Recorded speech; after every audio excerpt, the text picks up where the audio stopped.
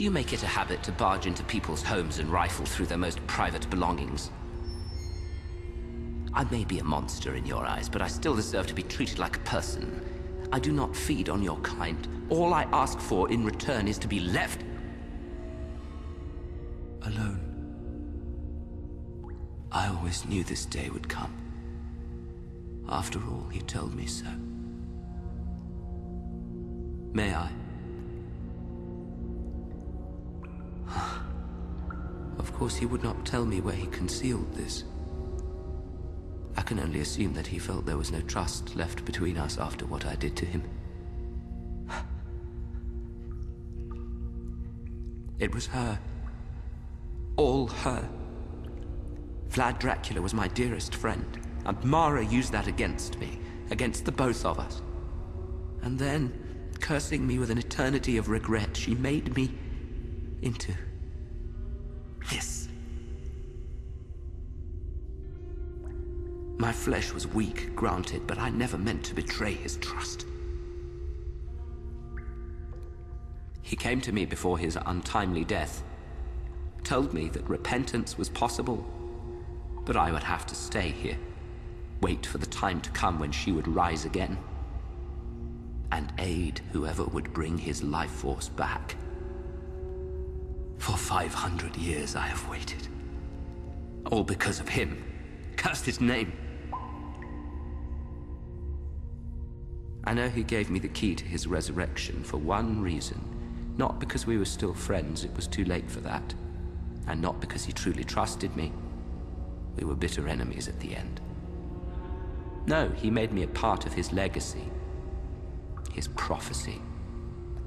Because he knew that I am Mara's one weakness. To get to him, she risked everything and made me into who I am. I am her creation. She is my queen and my maker. And that makes her very afraid of me. Mara is merely the tip of the fabled iceberg, floating in a vast, dark ocean. But she is important. Without her, they will stumble. Do not ask me any more than that, because I do not know. I hear fragments, I read broken sentences, that is all. Whatever she is doing here, it must be stopped at once. It is beyond dangerous. We can all feel it, how close the darkness is. I cannot defeat her, of course. But I can help you get to her. And I can help you bring him back. Together, we may just have the whisper of a chance against Mara and her army.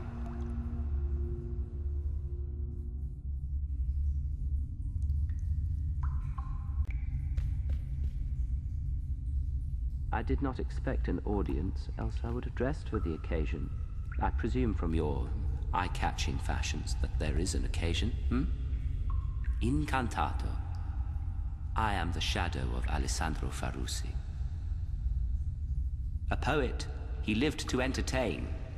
Himself first, and then his audience. His appetite for life's delicacies could not be contained by the Venice of his birth. All the world was a feast, inviting. Knowing this, I understand what my killer saw in me, and I forgive her. To go beyond death, to find the most fabulous successes, it was wonderful, dizzying. Years passed as a carousel of delights. Delights to us, horrors to mortals. I saw what I had become. Alessandro Farusi consumed life to celebrate it. I merely preyed upon it. That is why I sealed myself away from the world. I could not face my shame, nor could I bear myself to the sun, any more than you would willingly step into a furnace. This crack in the earth has been my atelier for 10,000 nights. I chose my own exile and burial. A melodramatic gesture, true. But melodrama was my trade. No, Occupying a grand castle or opulent manor is a show of entitlement. For my sanguine curse, these are the luxuries I deserve. Solitude, darkness, the drip-drip of water to count off lifetimes, candle wax and guano. I convinced myself the valley outside had remained frozen, not just in snow, in time itself, that there was no world beyond such wonders, muses and inspiration. Alessandro Farusi never lived to see that world. You know better than I what unknown journeys brought men and monsters here.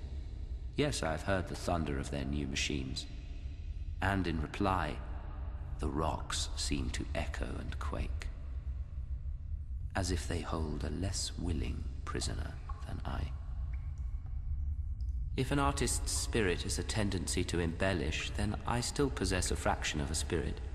But believe me, when Vlad Dracula lifted a blade, no man could be his match.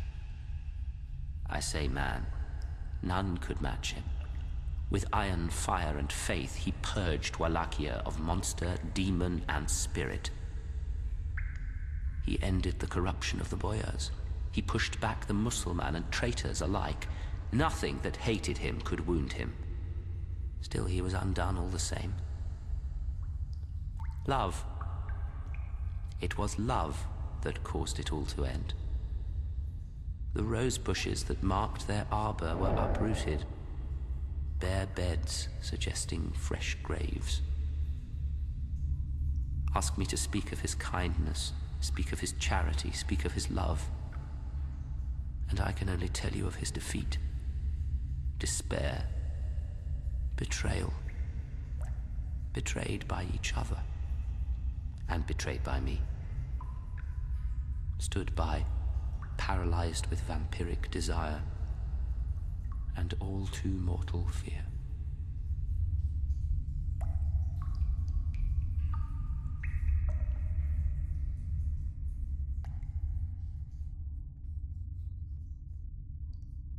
You admire my collection, my library, my torture chamber.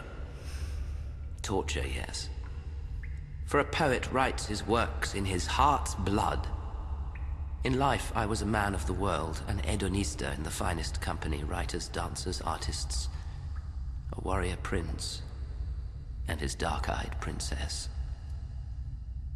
Now, I am as a withered, dry rose, pressed in my own books, cataloguing the long, famished years.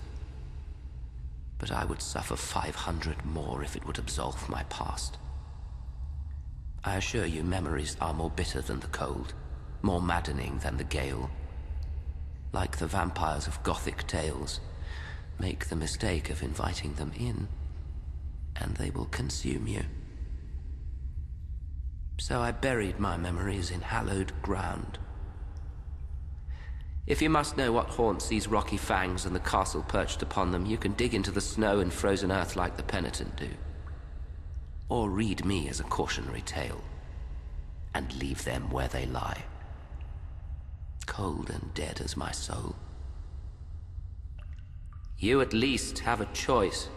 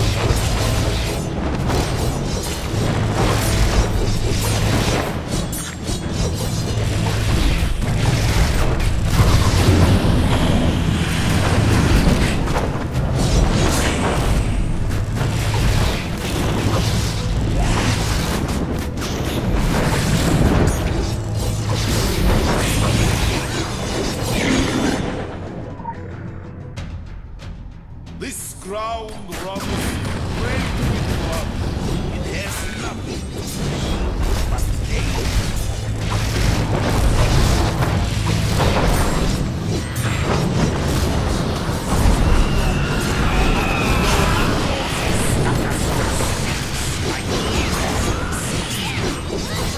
Your cause is ignoble. Noble snakes like pigs. Squeeze.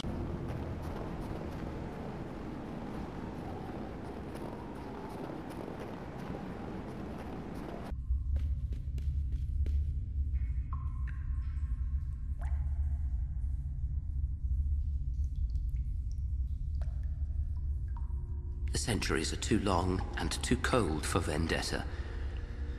I have tried to purge myself of it all. Her betrayal of Vlad Dracula, my patron, my friend.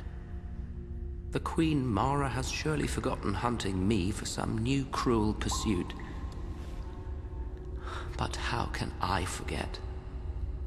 It was she who named me Callisto from her Greek studies. A woman's name. I did not say she studied well. And it was she who made me all that I now am. Less than human, a bloodthirsty beast, a cowering Judas. She made a trophy of me before I could resist. Haughty, hungering. She was certain that Vlad too would bare his neck for her. She misjudged him badly. He shared none of my weaknesses for flesh, for power, for immortality. We three were puppets in a passion play. But to whose strings did we truly dance? That one earns my enmity until the sun is swallowed up. The shape, the scent of a woman I never saw clearly, but I sense her everywhere. In the candle's guttering flame, in the pool of a shattered flagon, in rose petals crushed underfoot, traces of red. Even now, even here to this very day. But it cannot be. My hate deludes me. She is a vision, a dream. My shame and guilt made waking dream. And the centuries have passed, too long and too cold for vendetta.